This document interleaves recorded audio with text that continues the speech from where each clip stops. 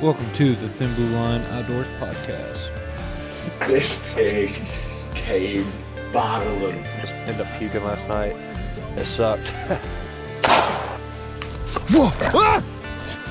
We gut it, we wrap it in tinfoil, throw it over the fire. Hello everyone, this is Thin Blue Line Outdoors Podcast, episode 48.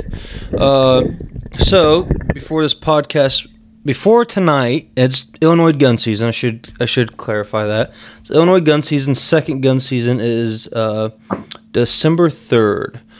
So before tonight, my plan was to interview Jesse about his good deer season. Jesse's had a solid deer season, and I would say most of your hunting's done for the year. You might get out maybe a little bit more, but that's about it. I think to be honest, I think I'm done. I got plenty of meat. Mm-hmm. Now it's, when you talk about it during hunt season, that work-life, family balance, and so now it's all shifted back to the family. 2 deer down, right? Coming up and everything. 2 deer down, right? Buck and a doe. Mm-hmm. So Jesse will definitely come back on the podcast and talk about his good deer season that he's had. But I had some action tonight, and however, something happened. Yeah, it's been a fiasco of a night. However, it ended perfectly. So we'll go back to the first gun season. So first gun season, correct me if I'm wrong, Jesse and Ryan were hunting with Ryan's brother, just observing and hunting with him. You guys did not have an eventful gun season. No, it was probably the worst gun season on the Alito farm since we've been there. Mm-hmm. To be honest. The first year there, I took a deer. Mm-hmm. Then the second year there, I think Ryan took 2, and then I got 1. Third year there, I think we both got 1 or 2, and then I wasn't there last year to do a work conference. Mm-hmm. But yeah, it was slow, mm-hmm. and it didn't even seem like it was that cold out, but mm-hmm. it hit your toes so fast and so hard. Mm-hmm. Which obviously, if you're seeing things, doesn't really matter. Yeah, we didn't see anything.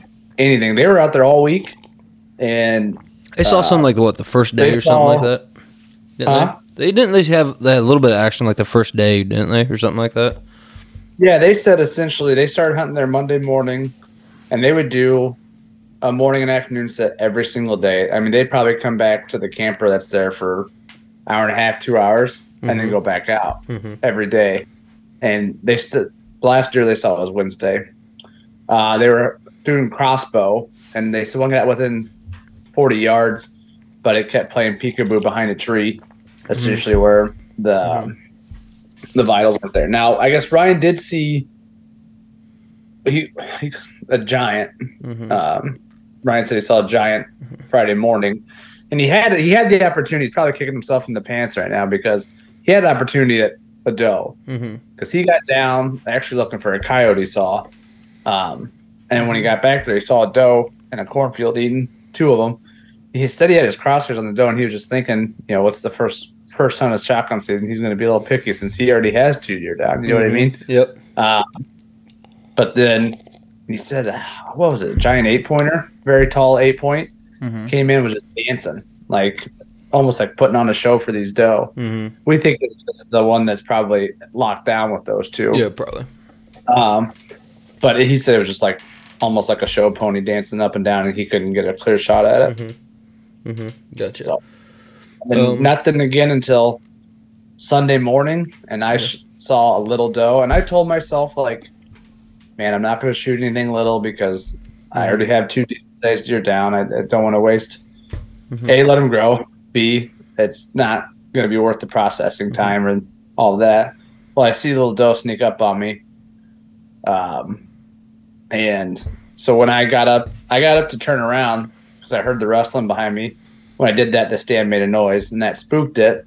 Then it gave me a spot in between 2 trees, and I took a shot and missed. Mm-hmm. And I think that what happened was last year when I shot my button buck, a year ago actually, down there. Just I'm going to pause you real quick. What? I'm going to pause you real quick. Oh, we're back. Button buck 2 years ago. Yeah, so when I shot, there was actually 2 deer there.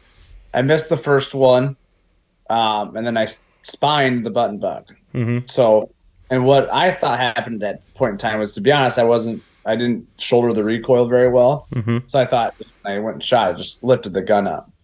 Well, now I'm thinking that I'm just high, like my scope's off. Because, I mean, when I say I had my crosshairs right in the Boilermaker, that's where it was. Mm-hmm. And the deer didn't even jump, nothing. It just ran. Mm-hmm. No blood, nothing. So I think I just need to get out there and recite in my gun. Gotcha. But, yeah, so I missed that one. Mm-hmm. And you had a miss first season, didn't you? I did. So, the way my first shotgun season went, on Thursday, my wife had a talking to me saying, yeah, I know you're gonna be picky with. Set you down. Yeah, I know you're gonna be picky with your bucks, but if you get a nice doe, you better shoot a doe. And we go through a lot of deer meat here, and I already had one doe in the freezer. But we had already went through 5 pounds at that time, and it had already been like a week and a half, maybe 2 at the most. So yeah, so she's like, you shoot another doe. So anyway, Friday morning saw a few deer too far away. And then Friday afternoon, though, I had a really good hunt. I saw like 7 to 9 deer. And I had the Thursday, it was either Wednesday or Thursday before shotgun season. I had a close encounter with a big mature doe with 2 yearlings with my bow. I almost shot her then. I just couldn't make it happen. She kept moving on me. Well, I went right back to that stand, and you guys may or may not know, if you watch the podcast or listen to the podcast, watch the channel, I tree saddle, and I've yet to kill a deer out of my tree saddle because most of my private land I have stands, so, out of every 10 hunts, maybe only 1 or 2 are out of a tree saddle. Well, sure enough, I was in a tree saddle. Those 2 yearlings come out. I see that big mama doe coming out. So I'm getting ready. I keep waiting, see if any bucks come behind her. No bucks. I'm like, yep, I'm going to let you have it. Shot her. I know I sent Jesse the shot. Smoked her. Shot her twice. Did not need to. And the second shot, I smoked her too. So when my brother and I found her, like, yeah, no need for the second shot. But that was great. A little overkill. Yeah, a little overkill. But I had a second shot window, so I took it. You never know.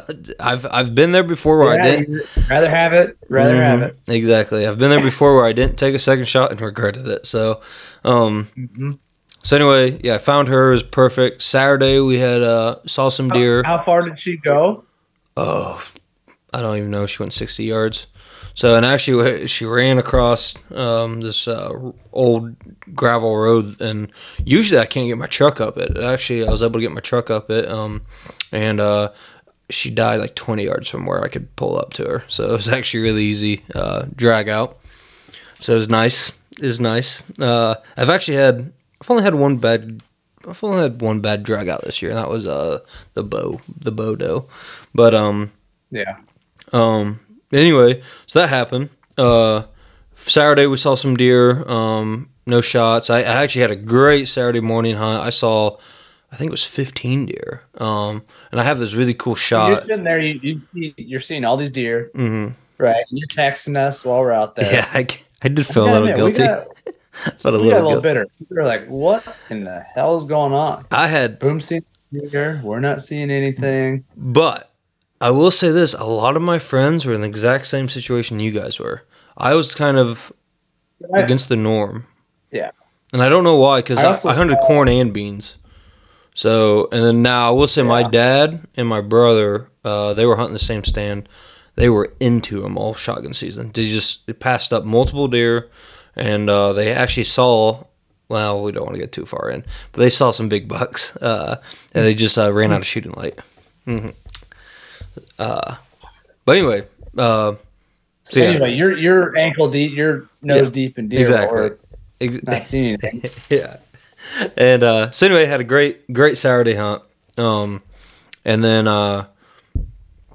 Sunday morning happens, and Sunday morning I see a doe come out. I'm filming the doe, watching her. She looks behind her, and I see a big 10-pointer.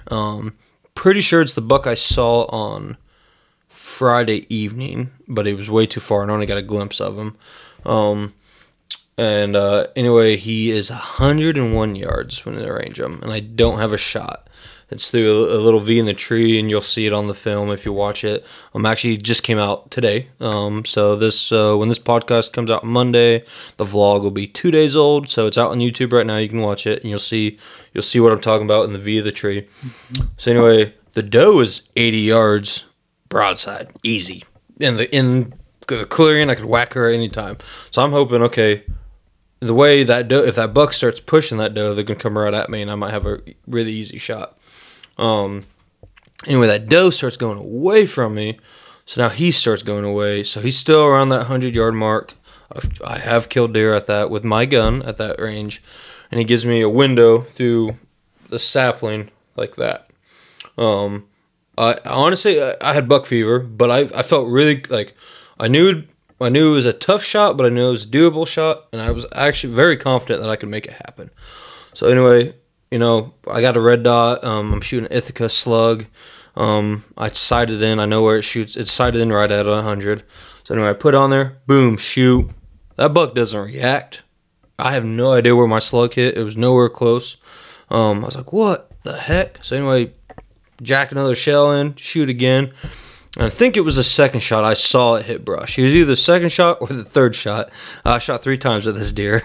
Like I said, it was either the second or third, and I saw the tree kind of splinter in front of me. So anyway, I'm like, what the heck? So anyway, this deer and doe go running right towards where my brother's going to be. And we're maybe 4 to 5, well, maybe even longer. It might be 800 yards away from each other. But I know they're going that direction. If they hit this path I think they're going to do, they're going to run right to my brother. So anyway, I text him, hey, I'm pretty sure I didn't touch this guy. He's probably running right at you. It's a very nice 10-pointer. I would say around 140 would be my guess. Maybe even a little smaller. Very similar to Ryan's buck last year. Antler-wise, I thought this buck had a bigger body than Ryan's deer, but antler-wise, very, very similar. So gotcha. 130, 140 range. So anyway, I go back and watch the video, and I see the tree in front of me. That's only like 10 yards in front of me. I see it move with every shot. So I was like, oh, I hit that tree every shot. I'm like, are you kidding me? So I think I made a poor judgment, and I think that until today. Today is when I've now changed. Maybe I didn't. And like I said, that gun was on Friday. So now this is Sunday morning. Shame on me on one thing. Go ahead. I was gonna say, you obviously traveled with it, right? Yeah. Did you drop it? I never dropped it. Never sat on it, anything like that. I really don't know what could throw it off, and why Jesse's saying that because he knows this already.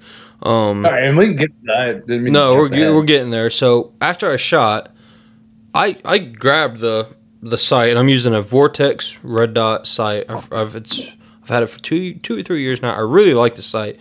And I checked it then, and it was solid, still attached, not loose or anything like that, so I wasn't too worried about it. Bringing up today. Today I have discovered... What happened today, Boom? I have discovered today that the sight has been bumped very badly. So anyway, number one, shame on me for not shooting the gun in between the 2 gun seasons. I should have just, all it would take is 1 shot to know. So shame on me for not doing that. Yeah.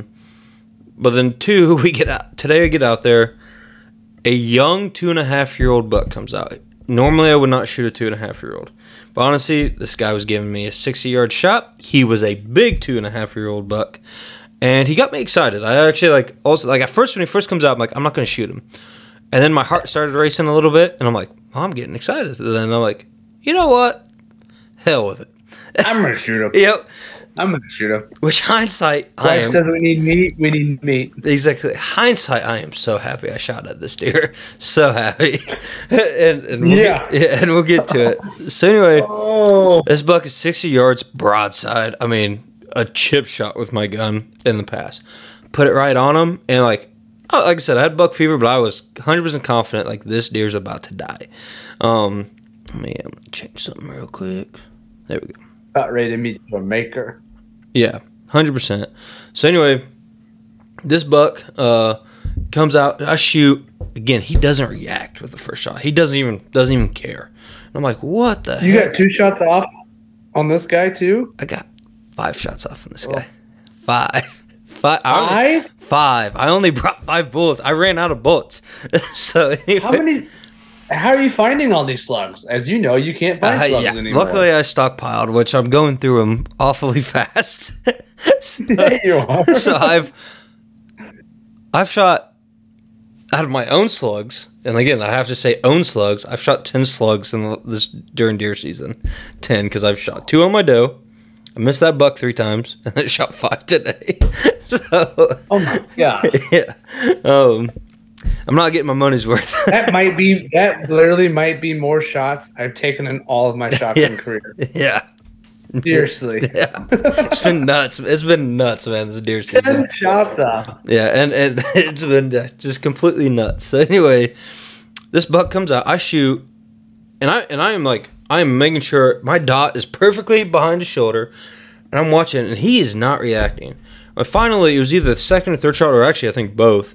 I'm watching my slug, and I can see, I'm hearing the timber behind the deer get hit, and it was, like I said, it was one of the shots I actually could see how I was like 2 feet high over this deer. I'm like, what the hell? So I put my last 2 shells in.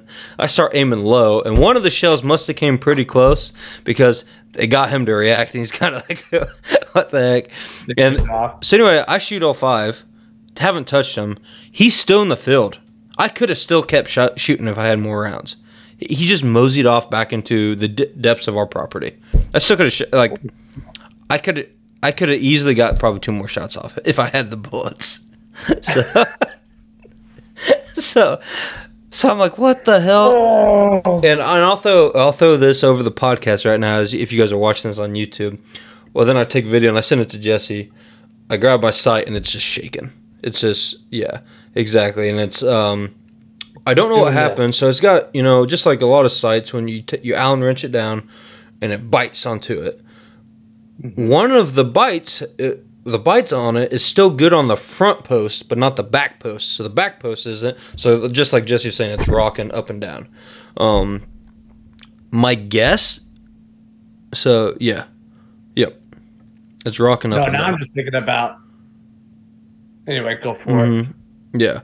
So what I think might have happened with that, even with that first buck, is sometime after Friday, after I shot that doe, I must have bumped it, hit it, something, I don't know. And I almost wondered, did I adjust it quite a bit, but it still was locked. But it got locked and not in the sighted position.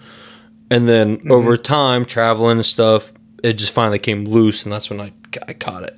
So I wonder if it's been off since. But wouldn't you think? So let me throw this out there, though. Wouldn't you think if it was like this, right? Wouldn't you be shooting low then and not high?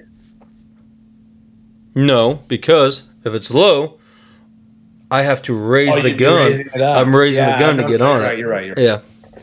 Yeah, silly mistake by me. Nope. That's so, yeah, and then which would make, I said I went back and even watched it after that fiasco and watched it, and I could see one of the slugs. I think it was the wad I was seeing that like 2 feet over the deer's back. No wonder he didn't think I was shooting at him. Yeah, I had no idea what's going on. Yeah, like what's the heck? Whistling? But what's important about this is my brother has been using my dad's slug gun the last seasons, because my dad's got a hurt shoulder right now, so he's been shooting either my brother goes with him to hunt, or my dad takes a 20 gauge so it doesn't kick as bad. So he's got a Remington slug. I don't remember the model, but it's a Remington slug gun, rifled barreled, and it's dead on. I have now killed 2 deer with it, but I had killed one previous with it. And my brother had just killed a doe from actually the ground blind spot that you and Marshall hunted. I told him to hunt it one morning on Thursday morning, and he killed a doe out of it, like 70-yard shot, something like that. So anyway, I run back to my house and grab it. I come back to my stand. I'm in my stand for 5 minutes, and a spike comes out, and I'm like, good, at least I'm going to see some more deer. And I was just texting. The funny part about this, one of the funny parts about it, there's a lot of funny parts about this. I was actually just texting Ryan and Jesse. about how if a doe better not step out because I'm gonna whack her because I'm frustrated. and you two guys, I will give you guys credit. You guys are trying to get me focused. Like no, focus on a buck. Focus on a buck. Both of you. Which maybe that brought me some good vibes. Maybe. I'd like to think so. Yeah. I think your whole afternoon hunt today was all good vibes. Like it didn't feel like it there for you for a moment. No, it didn't. But when you hear the rest of the story, it was good vibes for Boom. So keep going. So what happened next? You saw the spike? So Spike comes out. I'm filming him. And as I'm filming him, I just see antlers coming. And we got this grassy patch that the deer love. I've killed multiple deer out of it. And I just see antlers coming through. And right when I see the top of the antlers, I know, shooter. Right away, no doubt about it, shooter. And then he steps out. And the crazy thing is I've been chasing a buck since 2020. I shot this buck October 2nd of 2020 with my bow. I hit no man's land. He survived. I remember talking to you two about it, you and Ryan, and how we're talking about target bucks because you guys are after El Diablo was your main focus this year. Yeah. And I had even told you guys like I have bigger deer than this buck on camera. Right. But I have so much history with this buck. He's the #1 buck I want. How old? Because he was big. I remember watching that video. Yeah. He was big back then. Well, he was what, like 4? So that's 4 years old back in 2020. I thought he was 4 then, but I thought he might be 3.5. The only thing that made me throw off is the next year, which that would either make him 4 or 5. He grew 12 points. He was 8-pointer that year I shot him. He was 12-pointer the next year. This year, he lost those 2 points, so he's only a 10-pointer now, but he's got more mass. So we might have to restart the Zoom just to see. But anyway, so he comes out, and right, like I said, I got 3 deer seasons of history of this guy. I've seen him in velvet. I got trail cam pictures of him just all kinds of trail cam pictures of him. He comes out. That spike is now like 40 yards probably, and he knows something's up. That buck is at 80 yards at the field edge, and I've almost made the identical shot at does at almost the exact spot before. So I'm pulling up. I check the camera. Camera's on him. I got camera on me. I see that spike start stomping. I'm like, I got to do it now. So anyway, I put let's go now. Yep, and it's a frontal shot. I prefer to take broadside or even quartering away is even better. But that frontal shot is facing me like, I'm like, here we go. Got to take it. Boom, I shoot him. He hits the dirt just straight down. All he does, he hits the dirt and spins real quick. So now he's facing away from me. And I probably 30 seconds to a minute just kept on my crosshairs, just waiting for any sign he was going to get up. I was going to hammer him again. I was waiting. Waiting to throw another 5 rounds out there, huh? Yeah, no kidding. So I'm waiting, and funny, have you hunted that ground blind before, or that shotgun stand before? So if you're hunting the ground blind that you and Marshall in, it's straight across from it. I don't know if you've been in that one before. I know you've been in across from it. Yep. I've been in the tower when you had, I think, to the left of your ground blind. Do you have one on that part of the field too? Yeah. Yeah, I turkey hunted out of that one time. But no, I never hunted the one straight across. Okay, no, so that is the one. So that is the one you're talking about. Oh, you're not talking about the tin building, are you? No, this one was like a elevated, right? Yeah. Okay, so we are talking about the same one. So that. Okay, I've been there. So I'm in that one. So as you know, it's 3 ladder rungs up to get into it. So again, I'm on there for a minute. Once I'm like, okay, like his head's not up anymore, but I can still see his ears twitching and stuff. So I'm like, I want to get to him as soon as possible. And I'll be honest, at this point in time, I am freaking out, like freaking out because when he was coming through the woods, as soon as I knew he was a shooter, my heart started racing and get that buck fever. Yeah. And then when I realized which buck it was, because I knew it didn't take me long to realize which buck it was. That's why I really started freaking out. I'm like, I might be able to pull this off. 3 deer season history. Deal. Yeah, and I've never had history with a buck like this before. So anyway, did you give this one a name? I've never named my deer. Never named my deer. If anything, I would name him Remy's buck, and the only reason I'd say that is this here is Remy's first deer shed. This is him. This is that buck. So this would have been after the season I shot him. So this would have been end of 2020 into 21 season. So it is pretty cool that Remy's first shed was this deer. So it's just cool history, that we have with this buck. Adds to it, yeah. Mm-hmm. And so anyway, I jump from the box stand. I'm so I jump from it, and I have my little GoPro camera, so I have to see if I should have caught it. So anyway, I jump and I go. And there's a little bit of crest of the hill. Once you get down, you can't see over that crest. So I run up the crest of the hill so I can get eyes on him again. As soon as I get eyes on him, I pull the gun back up. I'm just waiting for him to move, and I start getting closer. Finally, get closer and get my hands on him. And man, probably the best day of my hunting career. I just can't. That moment. Wow. Yeah, that's. I know this. I travel. I hunt all over North America when I can, and the closest thing to it was definitely, I would say, the bear hunt. But it's something about this is my farm. It's my family farm forever. I own this farm now. This was not only because some of the past episodes we've seen when I say I killed a deer on my family farm, it might have been on my 60 acres. Or it might have been on the adjacent 100 acres. That's my dad. We just kind of call it the family farm. But this was truly my 60 acres, my shotgun stand that I've been hunting for years, a buck that I've had history with for 3 deer seasons that I've been after. It's just nuts. I just tickled to death. The fact this is by far the best footage I've gotten on a deer kill. Well, I've had some pretty cool doe kills, but buck-wise, 100% best footage I've gotten. I'm really excited to share it. I can't wait to see that. I'm excited to share the vlog because it's going to be a good vlog, but I'm really excited when I do a polish episode every, I started doing it last year, spring or summer. I'm going to throw in 3 years of history of this guy. So we're going to, or 3 year deer seasons in. So we're going to be able to, I can't wait to tell the story from 2020 till now. And he's getting mounted. I already talked to Uncle Coop. So I sent him a text. I'm like, I'm about to give you some money. And he's like, oh yeah, you get one? And I just sent him the pictures. So he's tickled to death.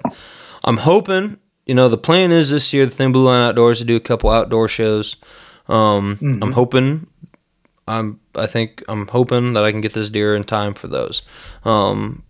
It pays off when you know the taxidermist. So hey, did you move to the front of the line? So I'm gonna see. I gotta talk to him more about it, but I think I can get a little rush on it because he knows what I plan on doing. So just get him a better Christmas gift this year. Yeah, exactly, exactly.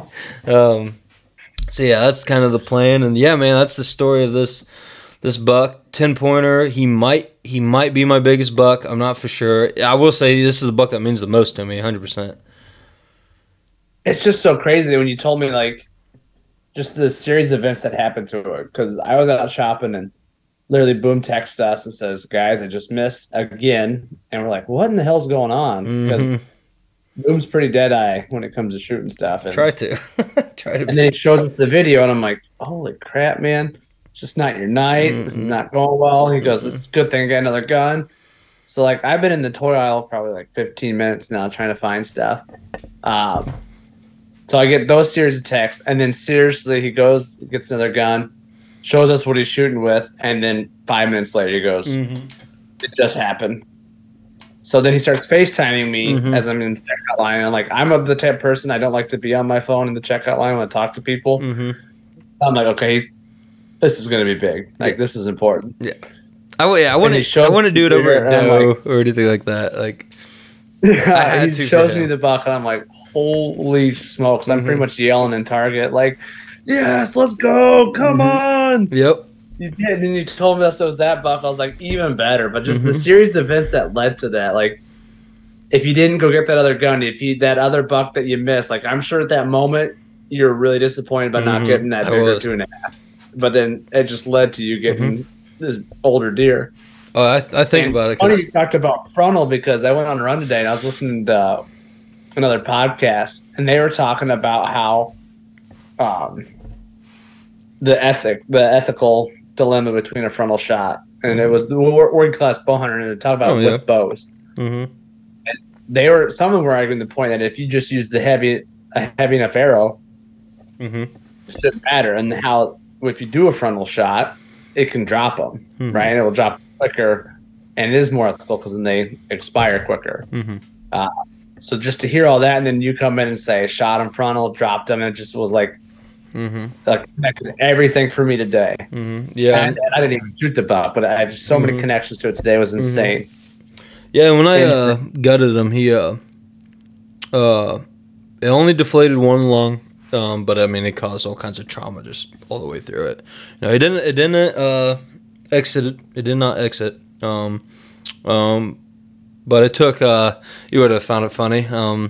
My grandpa and my dad luckily came out and helped me get him in the truck. It took all three of us.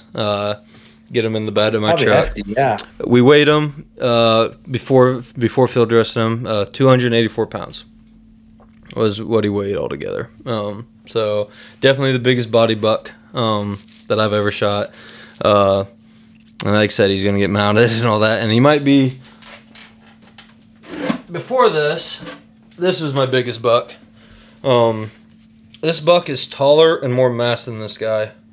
But this guy's wider, so I don't know.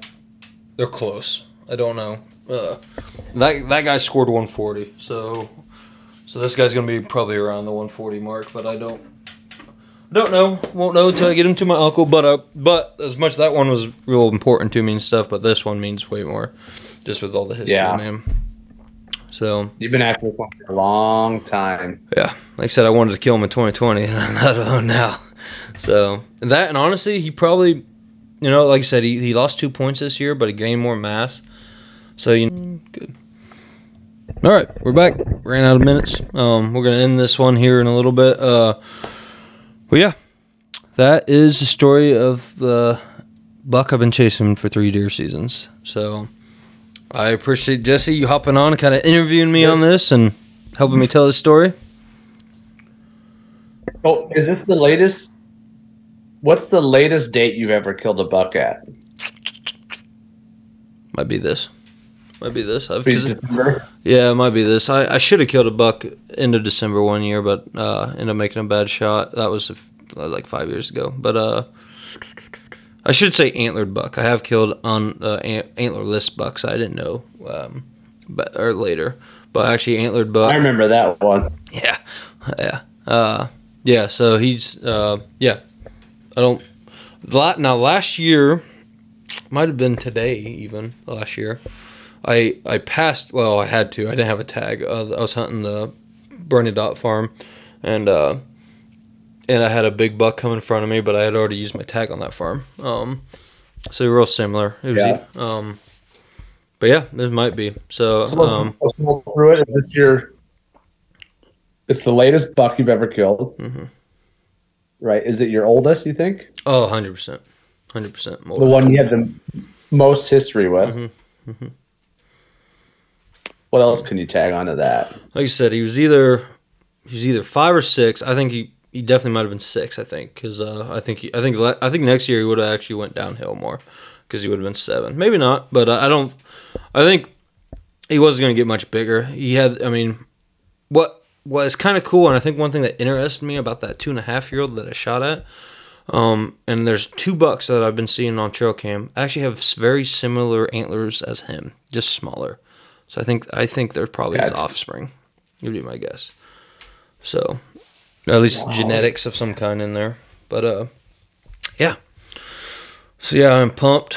Just a whole bunch of records being smashed with you today, man. That's amazing. Yep. So happy for you to be able to. I appreciate it, man. Is it kind of? I mean, you're still riding that high. I'm wondering at one point in time, are you going to kind of be like it's like a bittersweet because now it's. I thought about that. I mean, now you got to move on to a new target buck. Yeah, because I don't. You know what I mean? Now you got to select what's next. Yeah, I don't have any history with a buck like this, so I don't.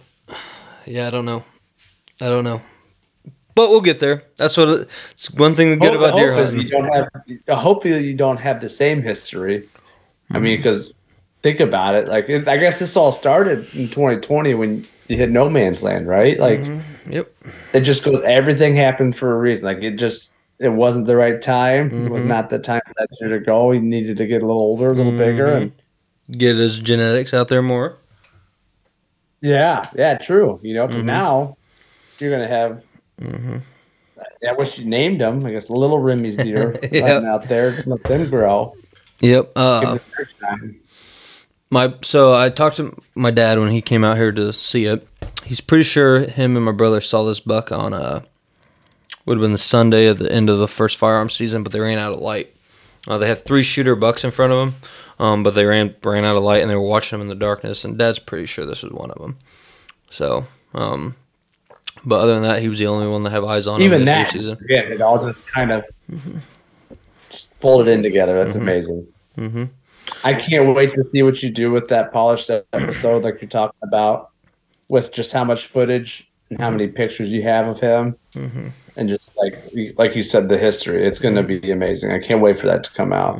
I'm excited to work on it. Make sure you guys are liking and subscribing now, because that's going to drop and it's going to be amazing. And I can't wait to see the. And give a little bonus here. I guess we haven't had him on the podcast yet. But I'm not saying this is the reason why I killed it, but 40 minutes, give or take, before I shot this buck, I did use Rat Ginner's cover scent. I did use it. And I'm not making it up. I used it. I got in the stand and I sprayed down in the stand. I sprayed before I walked out and sprayed it in there. And it's the Autumn Blend is what I used. I was going to ask, was it the Autumn Blend? Yep. So, yeah, I'm just saying. They took a chance on us and kind of sponsored us this year. I'm not saying it's the reason I killed this buck, but it definitely didn't hurt. Definitely didn't hurt it. Yeah, I mean, I did shoot 5 times at another deer. So, well, the fact that even like you've seen that much deer, that much, you've seen that many deer around, and you've been using it, like that's got to say something. It's definitely not hurting me. We can say that. No, definitely not hurting. Yeah, and then tomorrow, I'm not hunting tomorrow morning. Got some deer processing. So where are your plans now? You got what? You've gotten 3 deer. A doe with your bow, right?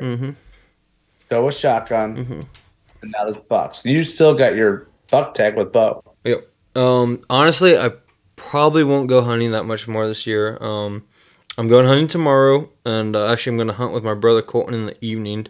I got this spot where it's actually the same spot where I killed that doe at last shotgun season. I went back and hunted it, and there's just does. Colton and I are going to go there. He's probably going to shoot a doe if he gets a chance, he said. But with all those, better, or Alicia's going to get after him. Yeah, but with all those bucks, or with all those does in the area, there's got to be a buck somewhere nearby. So, and he's actually going to hunt out of a tree saddle for the first time. So, yep. So because I already got that tree set up for a saddle, and I'm going to take more sticks and set up in my other saddle. There you go. Yeah, so we're gonna try that out, and I'm gonna film him. So hopefully we get a deer down with me filming. And then other than that, I think I might hunt a little bit more. My trail cams have been awfully slow here lately, but I might try to get Caleb a deer. I got to talk to Caleb, see when he can come out more. And then Nate. Yeah, we were texting last shotgun season, and he's just really wanting to get out bad. Yeah, so it's harder with him. He doesn't really know a lot of people who hunt up here, and he had the work schedule he does the weekend like that. Yeah, I asked him before I talked to the farmer, but I asked if he wanted to come out one weekend with me when I was already out there, and he just couldn't make it work.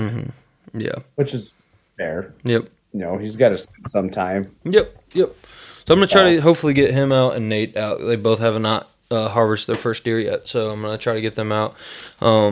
Hindsight, Nate was supposed to be. Well, I tried to get Nate to come out with me this weekend to get him a doe, and I would have hunted the Bernie Dot farm and put him in not the guaranteed doe spot, but a high probability doe spot. I'm happy he said he couldn't come. So, why didn't he go? He wants to get it with his crossbow first.